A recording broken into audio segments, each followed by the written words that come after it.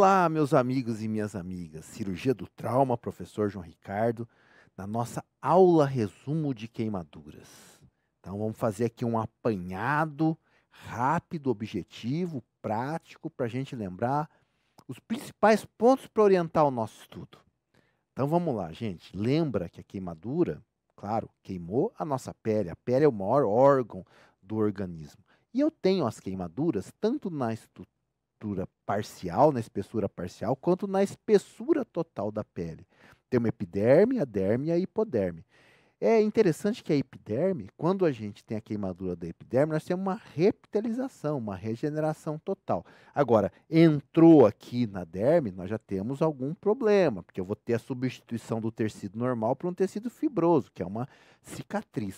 E os graus vão variar de acordo com a profundidade dessa extensão que nós vamos ter essa queimadura. A lesão superficial de primeiro grau, ela é restrita à epiderme, aquela lesão da queimadura solar. A lesão parcial de segundo grau, nós já temos o acometimento da derme também. Uma característica importante que nós não podemos esquecer é que ela leva a bolhas. Agora, a queimadura de terceiro grau, nós já temos o acometimento da hipoderme. Eu já tenho destruição de tecido, aspecto mosqueado, esbranquiçado, e ela não é dolorosa, diferente das outras duas, porque as terminações nervosas foram comprometidas. Geralmente, a queimadura de primeiro grau ela não é estudada aí com o mecanismo do trauma, nas fórmulas que a gente tem de reposição volêmica, a gente não leva em consideração, porque elas são muito benignas, apesar de ser bastante dolorosas. Não tem a formação de bolha, compromete apenas a epiderme, e ela evolui com aquela descamação característica. Todos nós já fomos na praia alguma vez e já tivemos essas lesões. E como ela não invade a derme, ela não deixa cicatriz. E ela tem pouca repercussão sistêmica. Já de segundo grau, eu já tenho comprometimento de parte da derme, características de apresentar bolhas. Ela tem a regeneração espontânea, mas a cicatrização ela é mais lenta. E conforme o grau de profundidade, nós temos algumas sequelas, como discromia ou a cicatrização, que é a substituição da pele pelo tecido colágeno. Isso leva a retrações, alterações importantes que podem ser, inclusive, ser não só estéticas, mas como funcionais aqui no nosso organismo. E as queimaduras de terceiro grau, elas já têm acometimento de toda a espessura, inclusive o subcutâneo, e podendo ser mais profunda já, com músculo, tendão, ligamento, até ossos. Ela é indolor, porque as terminações nervosas elas estão comprometidas, e ela tem aquela característica da lesão branca ou marrom, que eles fazem das lesões mosqueadas. E sempre elas vão deixar cicatrizes e com retração das bordas, e isso vai ter um comprometimento importante. Lembrar que essas alterações da queimadura, conforme maior a extensão, eu tenho eventos fisiopatológicos que acontecem. E os principais deles estão incluídos as alterações hemodinâmicas, porque eu tenho liberação de substâncias vasoativas e eu vou ter também uma perda de líquido e proteína muito grande para o extravascular. Então, eu vou ficar com o intravascular diminuído, diminuindo o débito cardíaco. E esse extravasamento ele vai fazer um edema bastante importante nessas 36 a 48 horas. Por isso, a preocupação numa reposição volêmica adequada quando o paciente está queimado. Também temos alterações hematológicas, porque nós temos a perda de plasma para o interstício decorrente da destruição celular, a massa eritrocitária também é perdida, nós temos um desvio do metabolismo proteico, que isso também leva a uma menor produção de hemácias, porque o que acontece? Nosso organismo, de certo, ele pensa assim, não, eu tenho que fabricar substâncias para dar conta do recado, então vamos fabricar proteína e deixa a hemácia meio lá quietinha. É um raciocínio simplista, mas ajuda a gente a entender. Lembra que é um padrão endócrino catabólico muito grande as queimaduras, a resposta metabólica ao trauma. Então, nós temos um trauma com dor, com lesão tecidual, então temos lá catecolaminas, os corticosteroides, cortisol circulando, que vai ter uma elevação muito grande em todos aqueles mecanismos. Aí é hormônio antidiurético, alterações de níveis diminuídos de insulina para manter a oferta energética de glicose maior, e assim por diante, aquelas situações que a gente estuda na resposta metabólica ao trauma. Quanto maior a superfície queimada, maior o catabolismo. E claro, depois que a gente tratou, resolveu o problema, a gente tem a volta com o anabolismo, quando em qualquer injúria tecidual, celular, que a gente estuda na resposta metabólica ao trauma. As alterações gastrointestinais, elas são perceptíveis. O ilho paralítico, quando a gente tem mais de 25% da área queimada, ele é importante, e geralmente até o quinto dia ele retorna à peristalse, e isso tem uma importância grande, porque o gasto energético de um grande queimado é muito importante. Eu preciso garantir um apoio nutricional para ele. E eu, com ilho paralítico, às vezes eu não consigo garantir esse apoio nutricional. E a gente sabe que a nutrição enteral é muito melhor que a parenteral, porque eu não permito que tenha estase bacteriana, eu inibo a translocação bacteriana, eu mantenho o meu enterócito, que é uma barreira imunológica alimentado, então, mas às vezes eu não consigo. E as alterações imunológicas, outras também, a gente tem que lembrar do quadro infeccioso, que a principal causa de morte de queimadura é a infecção. A pele é uma barreira natural, então a necrose da pele, nós temos uma depressão imunológica importante, uma facilidade aí para o trânsito livre das nossas bactérias. Agora, temos que encarar isso aqui, ó. O queimado é um politraumatizado. Pode ter envolvido numa explosão, tem pneumotórax, hemotórax, abdômen hemorrágico, fratura exposta e etc e tal. E a gravidade em relação à queimadura vai depender de vários fatores. O tempo de exposição que ele ficou, a fonte da queimadura, nós temos queimadura por calor, por fogo, a queimadura química, que é bastante importante, a queimadura elétrica, que tem um mecanismo fisiopatológico interessante, porque ele queima muito mais que o nosso olho vê, tem um orifício de entrada, um orifício de saída na queimadura elétrica, mas os tecidos que são bons condutores de eletricidade, como a musculatura, ela está extremamente envolvida, e a musculatura edemacia dentro do seu compartimento, faz cima do compartimento, rabdomiólise, e eu estou vendo duas queimadurinhas apenas e não estou vendo todo aquele evento fisiopatológico decorrente do comprometimento muscular. E é de grande importância, isso a gente não pode esquecer, como no politraumatizado a via aérea é o principal, lembrar que a queimadura também é lesão de via aérea, a chamada lesão de inalação. E quando que eu percebo isso?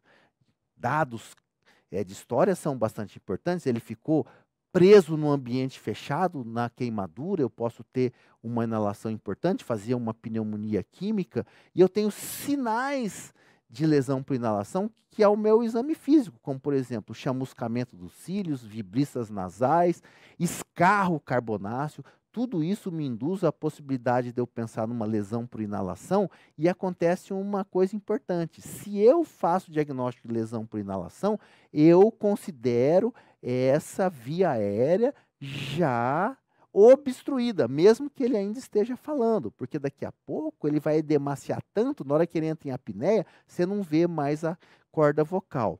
Então, o item A, protegendo a coluna cervical, lembrar que a hipóxia lá na hora do incêndio, ela faz 50% das vítimas. Ela faz uma intoxicação por gás carbônico, forma a chamada carbohemoglobina ou carboxiemoglobina, que a afinidade é do CO2 pela hemoglobina é 200 vezes maior que o oxigênio. Esse paciente tem cefaleia, vômito, acidose, sonolência, e eu preciso mandar ver no oxigênio a 100%.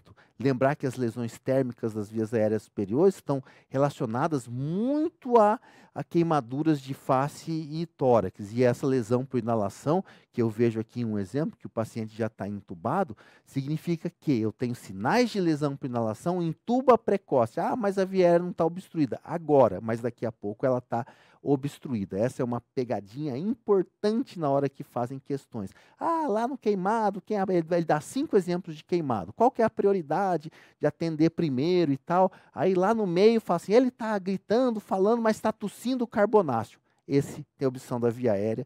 Pode ter gente com obstrução da via aérea igual a ele, mas esse que está tossindo escarro carbonáceo, ele tem problema no ar, obstrução da via aérea. E temos também a lesão da via aérea baixa, que é a pneumonia química, semelhante à SARA. É um processo inflamatório difuso. Esse paciente teve lá os sinais da lesão por inalação. Eu preciso manter uma ventilação mecânica nesses pacientes, controlar com raio-x de tórax, manter o oxigênio, a limpeza da via aérea. Lá no B, eu tenho que ver se esse paciente tem pneumotórax, hemotórax e tal. E tem uma lesão que é bastante frequente da gente comentar, mas a gente vê pouco na prática clínica também, que é a queimadura circunferencial do tórax, que ele faz uma carapaça oclusiva que o paciente não consegue expandir. E aí eu preciso fazer uma escarotomia, que é uma incisão em H na pele, que é diferente da fasciotomia, que eu abro para descomprimir o músculo lá na queimadura elétrica. Então, sempre o povo está fazendo pegadinha da fasciotomia para a escarotomia. Escarotomia é lesão circunferencial do tórax, não é lesão circunferencial na perna, não, para possibilitar uma melhor ventilação, uma melhor dinâmica respiratória. Depois do item B, temos o item C. Vimos que a perda volêmica ela é bastante importante no queimado, para o terceiro espaço, e eu preciso fazer uma reposição volêmica mais agressiva. Os acessos calibrosos, no mínimo 18, aquela coisa toda que a gente observa. Agora, da mesma maneira que a 10ª edição do programa TLS tem dado uma ênfase assim, ó, cuidado na reposição volêmica. Vai 1 litro primeiro, tal, no politraumatizado normal. Nós temos uma forma de reposição volêmica que é a forma de Parkland, que nós vamos ver daqui a pouquinho, que a gente precisa fazer o quê? Estimar a área corpórea queimada, e aí a gente despreza a queimadura de 1º grau. Essa área corpórea é queimadura de 2º e 3º grau. E aí fazer uma estimativa da área queimada para fazer a nossa reposição. A regra dos 9 de Wallace é bem conhecida, né? 9 na cabeça, 4,5, 4,5, 9 no tórax anterior, 9 no abdômen, todos nós conhecemos. Na criança é diferente, porque o volume cefálico da criança é maior em relação ao corpo. Então, na criança é 9 na frente e 9 atrás. E esses 9 que saíram de cá, saíram do membro inferior, que é só 13,5, 13,5, diferente do adulto, que é 18. Então, isso aí ajuda bastante a gente a analisar. E a forma de Parkland, uma vez analisado a superfície corpórea queimada de 2º e 3º grau, a forma clássica é 2 a 4 ml de solução cristalóide por peso, mais superfície de área queimada. A 10ª edição está dizendo assim para você, ó, esquece do 4, é 2. Mas esses conceitos eles estão entrando agora, demora um pouquinho para serem aderidos. Então, a fórmula clássica, 2 a 4 ml de solução cristalóide Ringer, pelo peso, mais a superfície de área queimada. Metade nas primeiras 8 horas de queimadura, não é primeira 8 horas de atendimento, não. Queimadura foi a 4 horas, então a primeira metade eu faço nas próximas 4. E as outras metades nas 16 horas. Temos que monitorizar o débito urinário, adultos de meio a 1 ml por quilo, criança 1 ml por quilo hora é o adequado. Temos também a parte neurológica que precisa ser aventada, a confusão mental pode ser por perda de líquido, hipotensão, as explosões ou lesões elétricas podem estar relacionadas à TCE, e aí a avaliação normal de Glasgow e pupilas, e lembrar da importância no TCE relacionado com o queimado é a estabilidade hemodinâmica para prevenir a lesão secundária, quer dizer, a abordagem é exatamente a mesma de qualquer outro politraumatizado.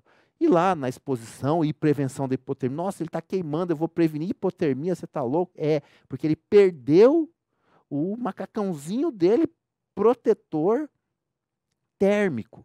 Então, se eu tirei ele da queimadura e trouxe aqui para um ar-condicionado gelado, é uma queimadura muito extensa, joguei água fria para todo lado, eu posso fazer hipotermia e suas consequências. Então, agora, claro, a roupa está queimando ainda, é bom condutor térmico, tem anel, metal, está quente, eu preciso retirar tudo isso, envolver a vítima com toalhas secas. Se eu for fazer água fria, apenas pequenas lesões. E lembrar na queimadura elétrica de eu remover a vítima da fonte de energia, né? Para deixar ele queimando lá com o dedo na tomada. Né? Aliás, queimadura elétrica não é o dedo na tomada, geralmente alta tensão, aquelas pessoas que trabalham com a rede elétrica, elas são mais predispostas. E lembrar da queimadura química, que pode ser por álcali ou por ácido. Se é por álcali, eu vou jogar ácido. Não, negativo. Eu vou apenas irrigar exaustivamente para que eu retire esse agente químico e depois nós vamos tratar as lesões. Lembrar que o tratamento cirúrgico das queimaduras e evitando as infecções, eu preciso retirar as áreas necróticas das queimaduras, principalmente de terceiro grau, e fazer as enxertias da pele após estabilização. O problema maior é que às vezes eu tenho área queimada tão grande que eu não tenho pele suficiente. Então, existe algumas técnicas, algumas coberturas cutâneas que não são autólogas, elas são heterólogas, mas e curativos próprios que ajudam bastante. E queimaduras tipo específicos. Já citei alguma coisinha da queimadura elétrica, que ela tem um mecanismo fisiopatológico bastante diferente da queimadura térmica. Ele tem um orifício de entrada e saída, e quem é bom condutor paga o pato, e a pele não é muito bom condutor, por isso que ela tem só essas lesões. E o problema que acontece na queimadura elétrica é o dano muscular, porque ele carrega muito bem a energia. E ele faz a tal da síndrome do compartimento. Mesmo a síndrome do compartimento lá do trauma de extremidades. O músculo fica preso no seu compartimento muscular, porque ele está demasiado, a lesão dele leva a mioglobinúria, e essa mioglobinúria circulando, que chama-se rabdomiólise, vai fazer arritmias cardíacas, insuficiência renal bastante importante. Tendo um dano muscular e uma síndrome do compartimento, a fasciotomia, aí eu abri a pele e o face aponeurótico expondo a musculatura, diferente da escarotomia, que era só na queimadura circunferencial e a lesão era na pele, a incisão na pele. Então, fasciotomia, face muscular. Queimadura elétrica, síndrome do compartimento, insuficiência renal, diferente da escarotomia, que é para aliviar a ventilação. E há outros dados, né, a diurese osmótica, precisamos aumentar essa diurese, o paciente precisa estar hidratado, fazendo a alcalinização da urina para proteger esse rim. E por fim, a queimadura química, que pode ser por ácido, álcalis, fenol, fósforo, geralmente ela é mais profunda do que parece. Então, eu preciso lavar, causa dor, ulceração. As queimaduras por álcalis, água de bateria, por exemplo, elas são muito mais comuns, causam uma necrose por liquefação, uma coagulação, e depois que faz a lavagem abundante, o advento inicial, aí o especialista vai estudar os debridamentos, as enxertias, se a lesão foi só superficial e vai se repitelizar normalmente, vamos evitar as lesões de retração cicatricial nas áreas de mobilidade. Aí o cirurgião plástico, o centro de queimados, vai definir isso para a gente. Bem, um apanhado muito rápido, objetivo, para que a gente relembre os principais pontos. Mas a nossa aula longa e resolução de questões são importantes serem visualizadas, sem contar a leitura do livro, porque queimadura é o que a gente chama de tema G1. G1 são temas mais importantes, eles caem na prova. Grande abraço!